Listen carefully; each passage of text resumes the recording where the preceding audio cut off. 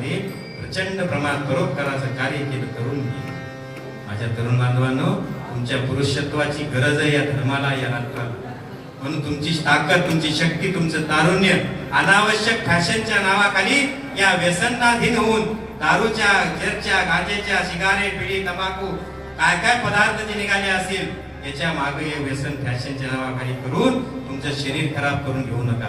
निर्व्यसनी राहा, निरोगी राहा, दीर्घायुष्य जगा आणि तुमच्या तारुण्याच्या, तुमच्या पुरुषत्वाचा वापर या धर्मकारणासाठी, समाजकारणासाठी करा.